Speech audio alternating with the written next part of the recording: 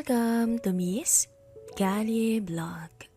Samahan niyo po akong pakinggan ang istoryang ibabahagi ko sa inyo. Simpleng mag-asawa lang kami ni Carla. Nagkakilala kami sa probinsya nila noong sinama ko ng mga kaibigan ko para magtrabaho doon.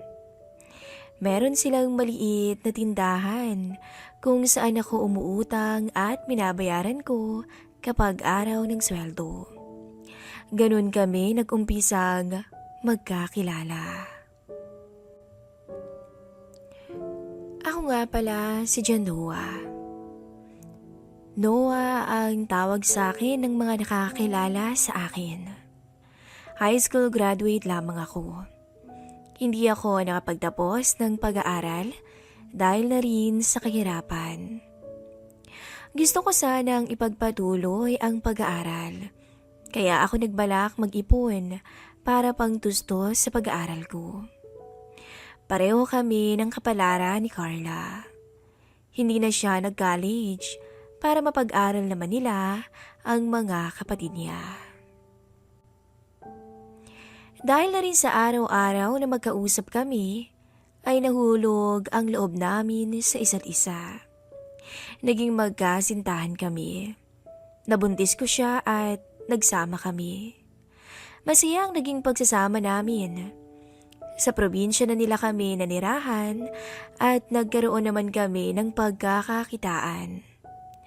Kumuha kami ng hulugan ni tricycle. At siya naman ay nagtayo ng maliit din na tindahan. Maganda ang naging kita namin at nakaipon kami kahit kaunti. Ngunit, hindi talaga pala palaging maayos. May dumating na pagsubok sa amin na kung saan naubos namin ang aming ipon at naibenta rin namin ang aming tricycle. Doon na kami nagpasya ni Carla na lumuwas ng Maynila.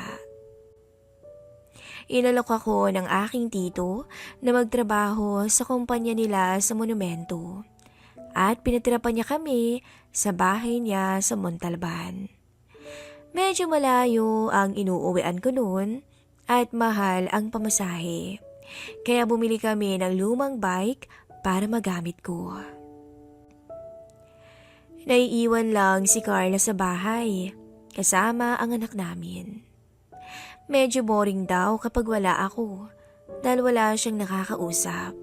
Kaya nagpasya ulit kami na magtayo ng maliit na tindahan. Para naman sa ganun, ay meron siyang mapaglilibangan. At dahil din doon, marami siyang nakilala. Mga nagiging suki niya sa tindahan. Isa na dito ang unanong si Nano. Mabait si Nano. Nagtitinda siya ng gulay sa bangketa. Nung minsan na wala akong pasok, ay nakakwentuhan ko to. Malakas siyang kumita dahil marami na siyang suki sa palengke. Sa kanya na rin umu-order ang asawa ko ng mga lulutuin na gulay. At kahit mga isda at karne, ay napapakisuyuan niya to. Kalapit bahay lang kasi namin to at nag-iisa lang sa bahay niya. Kilalang kilala si Nano sa lugar namin dahil mabait at pala kaibigan. Naging malapit sa pamilya namin si Nano. Lagi siyang tumatambay sa tindahan ng asawa ko. At laging nakikipaglaro sa anak namin. Kaya kahit papaano ay may nakakausap na ang asawa ko. Mahilig pa tong magdala ng kanyang mga luto. Kaya madalas ay kasabay rin namin siyang kumain sa hapunan. Pinagkatiwalaan na namin siya kaya kahit anong oras ay pwede siyang pumasok sa bahay namin. Madalas pa nga ay siya ang taya kapag nagiinom kaming tatlo sa bahay. At minsan ay nakakatulog na siya sa amin dahil na rin sa kalasingan. Nagkaroon ako ng magandang offer sa pinapasukan kong trabaho. Dahil daw sa kasipagan ko, ay gusto nila akong pag-aralin. Para naman daw magkaroon ako ng magandang pwesto sa kumpanya. After office, ang pasok kaya walang magiging problema sa oras. Sinabi ko to kay Carla at pumayag naman siya. Pagkakataon ko na raw to para makapag-college. Ngunit dahil malayo ang inuuwian ko, ay napagpasya namin na sa office na lang muna ako tutuloy. Meron naman kaming barracks na pwede kong tulugan at pahig naman ang aking boss. Magiging lingguhan na lang ang aking uwi at alam kong ayaw ni Carla ang ganun. Ngunit napilitan na lamang siyang pumayag. Sa umpisa ay nahihirapan kami ni Carla. Sanay kasi kami na magkatabi sa gabi. Dahil nga bata pa kami, ay pareho kaming sabik at ngayon lang kami magkakahiwalay sa pagtulog. Kaya naman palagi kaming nagkakausap sa phone at nagpapalitan ng mga pilyang usapan. Sexy at maganda si Carla. Lalo na nung nanganak siya ay lalong gumanda ang hubog ng katawan niya. Mapagkakamalan mo pa nga ni dalaga kung hindi mo siya kilala at unang beses mo pa lang siyang nakita. Sabado ng gabi, nang dumating ako sa bahay namin. Lumipas na ang isang linggong pasok ko sa eskwelahan. Nadatnan ko si Carla na nagluluto. Narinig niya ang pagpasok ko, kaya agad itong lumapit sa akin at hinagkan ako sa labi. Nasasabik na kami sa isa't isa. Pagkaluto ay agad kaming kumain at pagkatapos ay naligo agad si Carla. At ako naman ay nagligpit ng pinagkainan namin. Ang anak naman namin ay nakatulog na at hindi na nakakain pa ng hapunan. Pagkatapos kong magligpit ay pinuntahan ko na sa banyo si Carla. Hindi pa ito tapos maligo. Kinatok ko to at sinabihan na sabay na kaming maligo.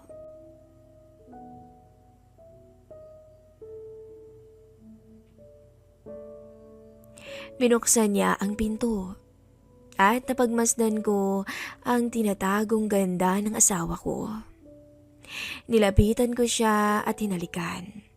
Sabik na ako kay Carla. At ramdam na ramdam ko rin ang pananabik ng asawa ko sa akin. Hindi na kami nag-aksaya pa ng oras. Agad naming pinunan ang pangangailangan ng isa't isa. Halos panawan ng ulirad si Carla sa tindi ng gigil ko sa kanya. Lalo na nang maisandal ko siya sa pader. Saksi ang banyong yun kung paano mamuti ang mga mata ng misis ko. Halos inabot din kami ng 1 oras sa pagpapakasasa. Mabuti na nga lamang at hindi nagising ang anak namin. Kaya naabot namin ang dapat para makontento kami pareho.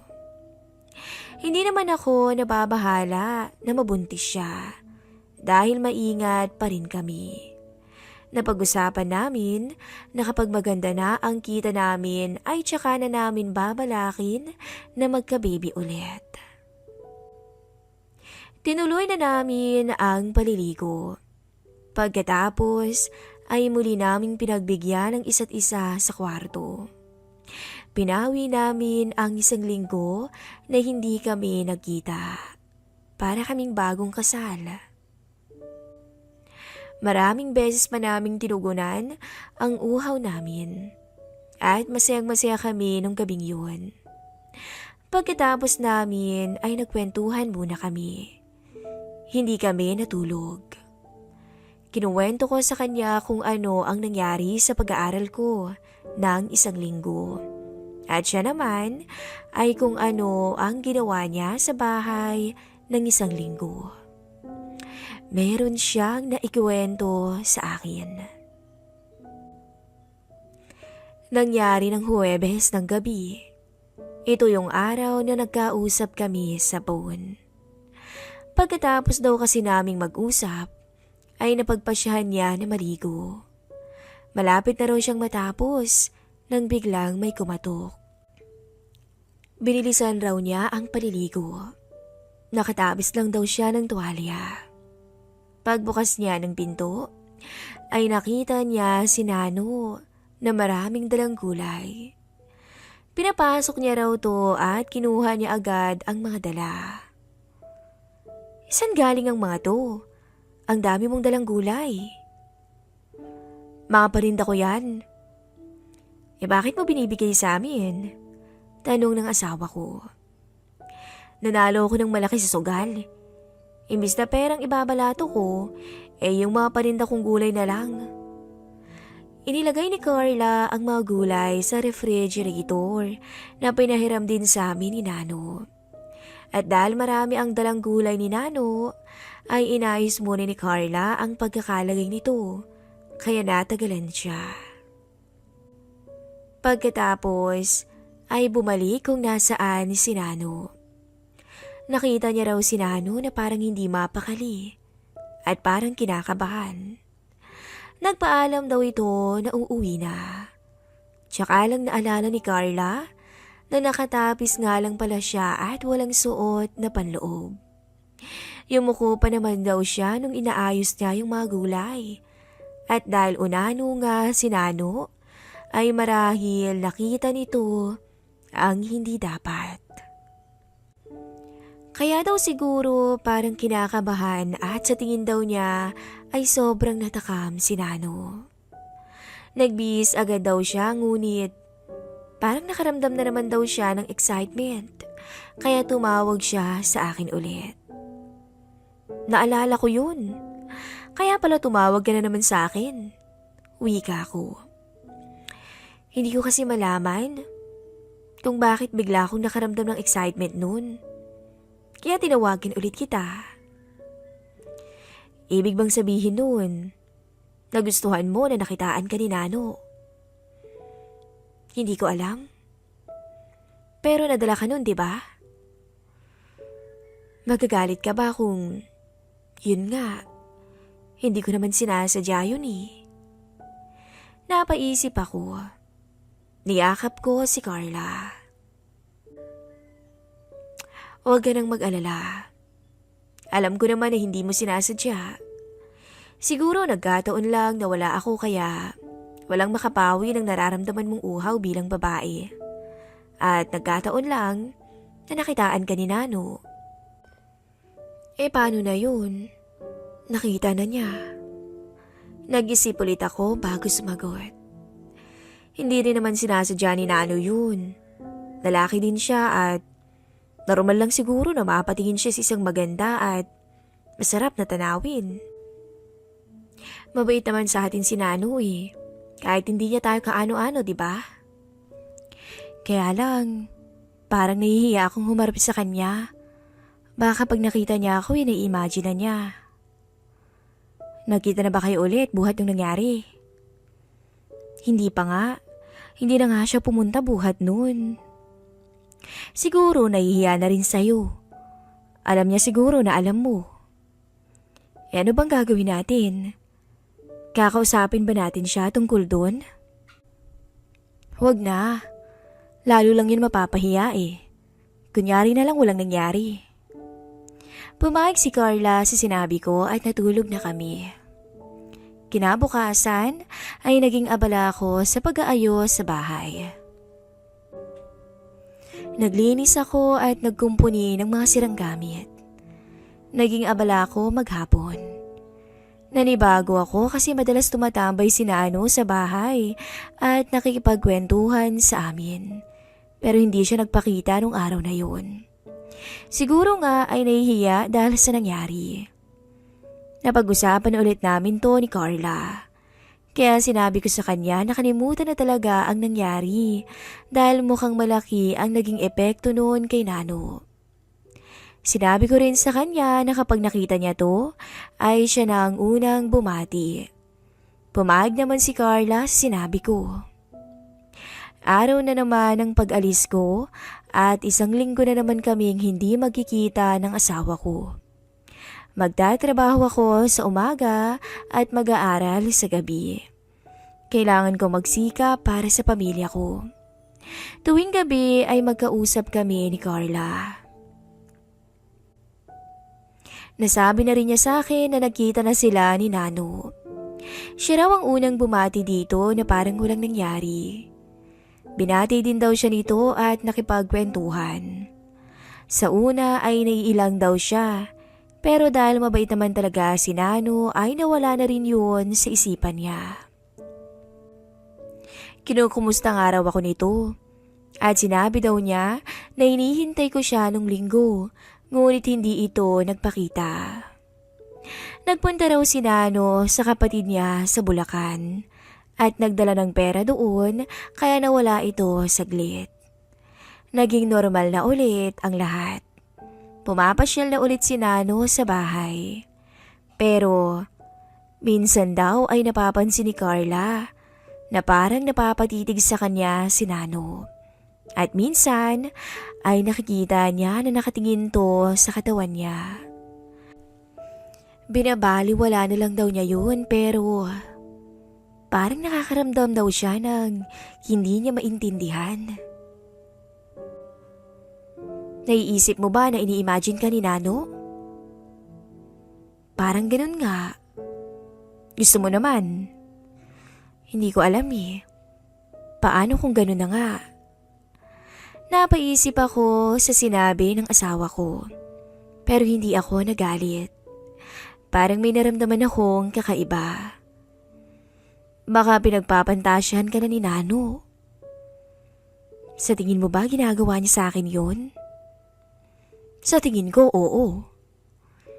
Hindi ka nagagalit? Tanong niya. Hindi ako makaramdam ng galit. Mabait kasi sa atin si Nano eh. At kahit sa'yo, hindi naman ako nagagalit. Sabi ko. Alam ko kahit hindi mo sabihin sa akin, ay nakakaramdam ka ng kakaibang kiliti. Tama ba ako? Ay, hindi ko alam eh. Hindi ko maintindihan kung bakit. Kahit ako hindi ko din alam.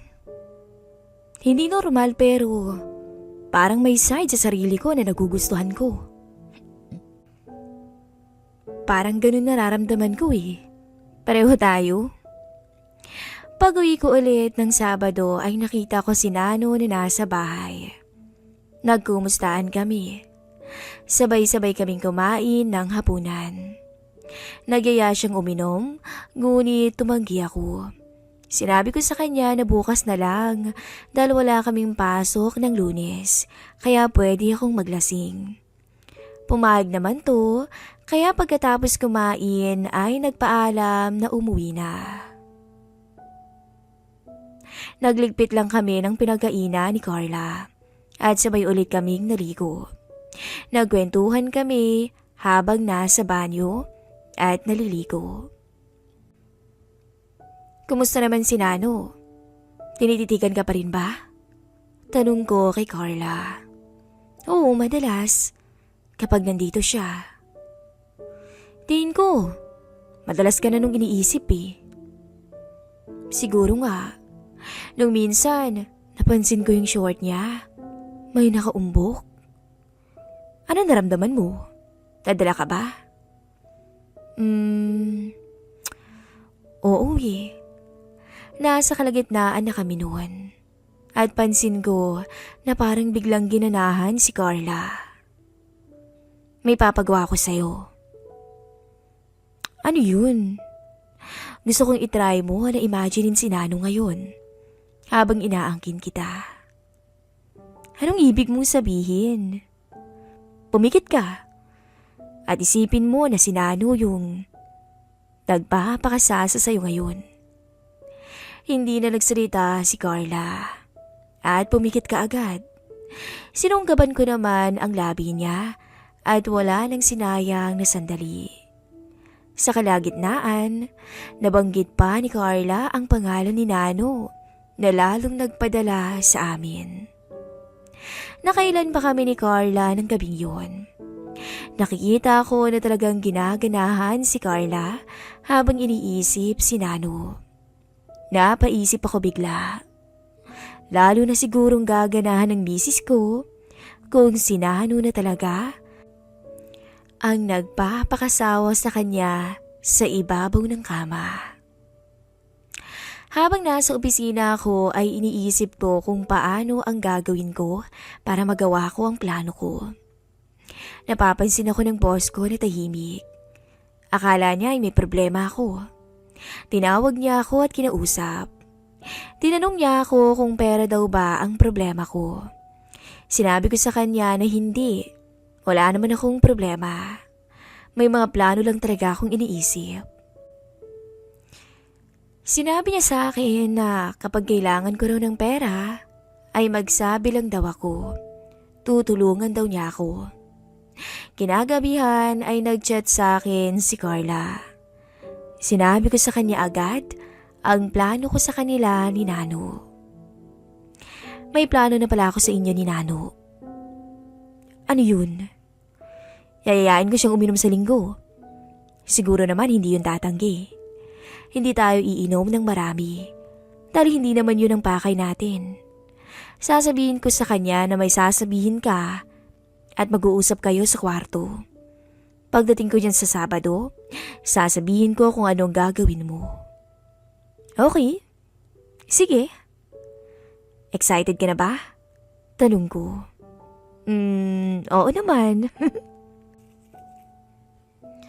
Pagkatapos ng klase ko ng Sabado, ay agad akong bumiyahe pa uwi. Pagkarating ko sa bahay ay napansin ko ang ilang gamit sa may sala. Tinanong ko si Carla kung saan galing ang mga yun. Bakit ang daming mga gamit dito? Kay Nano yan. Bakit nandito? Tanong ko. Sa atin na lang daw eh. Naisip na lang daw niya na ibigay sa atin kaysa ibenta niya. Ibang klase talaga si Nano. Sayang nga eh. Dahil aalis na siya. Nangihinayang na sabi ng misis ko. Nagpasalamat nga ako. Sinabi ko na lang sa kanya na pagdating mo ay babawi tayo sa kanya.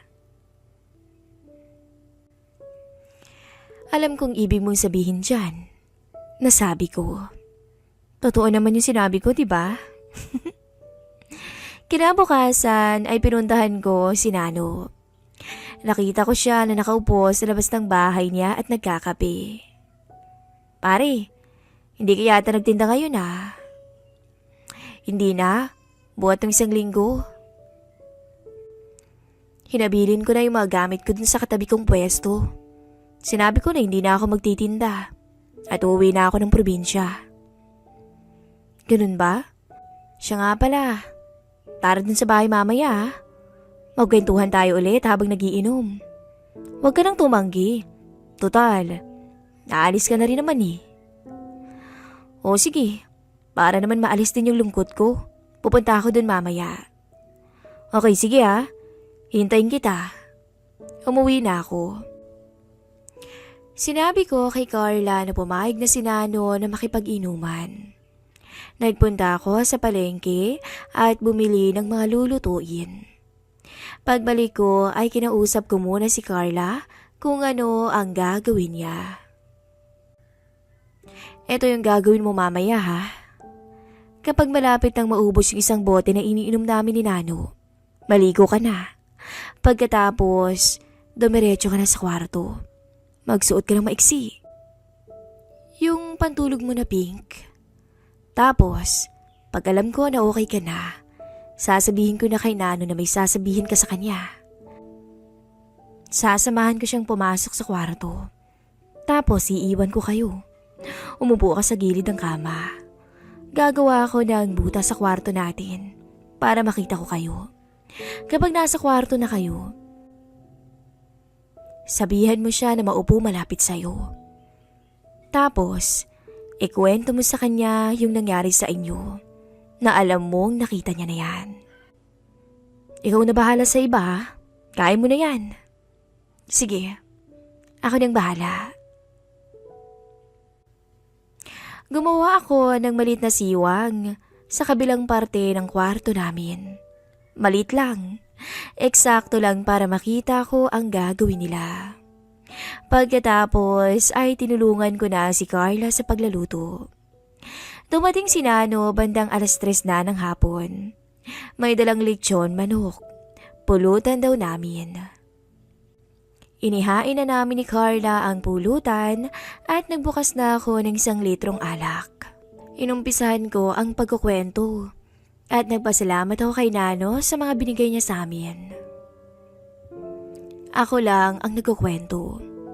Napapansin ko na tumatahimik si Nano kapag hindi ako nagsasalita. Iniiba ko ang usapan para hindi mapunta sa problema niya ang pag-uusapan namin. Binabagalan ko lang din ang tagay para hindi agad siya malasing. Noong nangangalahati na ang alak namin ay kinantatan ko na si Carla. Hudyat na yon nang pinag-usapan namin. Nagpaalam si Carla sa amin na maliligo dahil naiinitan na raw siya. Tuloy lang kami ni Nano sa pag-inom at ako naman ay tuloy din sa pagkukwento.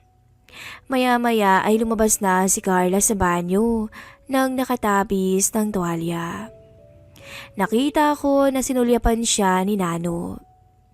Dumiretso si Missy sa kwarto namin. Naghintay pa ako ng ilan pang minuto bago ko sinabi kay Nano ang napag-usapan namin ni Carla. May gusto raw sabihin sa'yo si Carla. Ano daw yun? Hindi ko alam eh. Tara, samahan kita. Tumayo kami ni Nano. Sinabi ko sa kanya na sa kwarto sila mag-uusap. Tumatanggi si Nano at sa sala na lang daw, pero sinabi ko na lang sa kanya na pumayag na siya dahil saglit lang naman. Napapayag ko rin naman siya. Pagbukas namin ng pinto ay nakita namin si Carla na nakaupo sa gilid ng kama. Napaka-sexy niya sa suot niya. Pati ako ay napawaw. Pinapasok ko na si Nano. Pagkatapos ay sinabihan ko sila na isasara ko na ang pinto para makapag-usap na silang dalawa. Pagkasara ko ay agad akong pumwesto sa ginawa kong siwang. Nakita ko si Nano na nakatayo pa rin malapit sa pinto. Niyayaya ito ni Carla na tumabi sa kanya.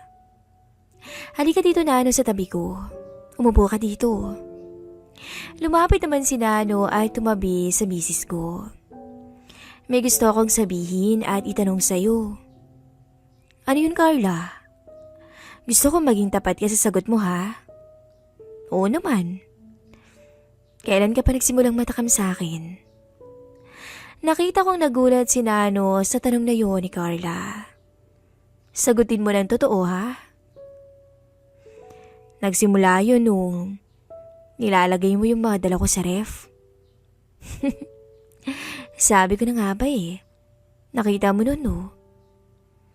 Pasensya ka na Carla ha. Hindi ko naman yung sinasadya. Nagulat din ako nun.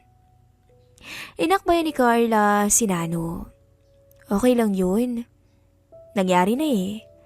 Kasalanan ko rin. Kasi nawala sa isip ko. Nakita ko na tumatama ang mukha ni Nano sa inaharap ni Carla. Nagkatinginan sila. Bigla na lang nagdikit ang mga labi nilang dalawa. Nagpalitan. Maalab. Parang hindi na sila humihinga. Kinalas ni Nano ang suot ng misis ko. At bumungad sa kanya ang ganda ng katawan ng misis ko. Maya-maya, ibinabara rin ni Nano ang suot niyang short sa harapan ng misis ko. Nagulat at napakagatlabi na lang si Carla sa nabungaran. Napangisi ako. Kahit pala unano si Nano, ay nabiyayaan naman to sa kama. Lumapit si Carla at lumuhod kay Nano.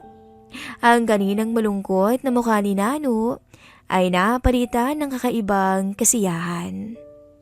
Hindi nagtagal, tuluyang napadpad ang dalawa sa kama. Kusang ibinukas ng misis ko ang binti niya para kay Nano. At sa puntong yun, ay tuluyang naisuko ni Mrs. ang sarili niya kay Nano. Totoo na nabiyayaan si Nano, hindi akma sa katulad niyang Unano. Napagmasdan ko ang misis ko kung paano nabaliw ito at nawala sa katinuan sa tindi ng tinatamasa. Hindi siguro niya akalain na mapapaligaya siya ni Nano kahit ganun siya kapandak. Ilang minuto pa ang lumipas, parehas nakarating sa rurok ang dalawa. Ako man ay sumabay din sa dalawa. Bagong karanasan sa amin ang gabing yun. Iba ang epekto sa akin ng mga pangyayari. Nag-enjoy din ako. Tiningnan ko ulit sila. Nakahiga si Nano at nakayakap naman si Carla. Siguradong hindi pa sila kontento. Nagpapahinga lang sila. Pinuntaan ko ang anak ko. Nakatulog na pala sa panunood.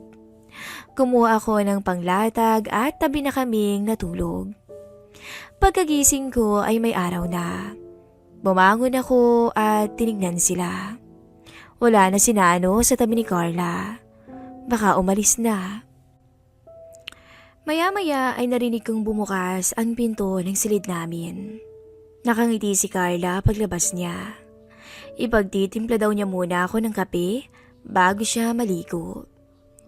Habang naliligo si Carla, ay nasasabik naman ako sa ikukwento niya.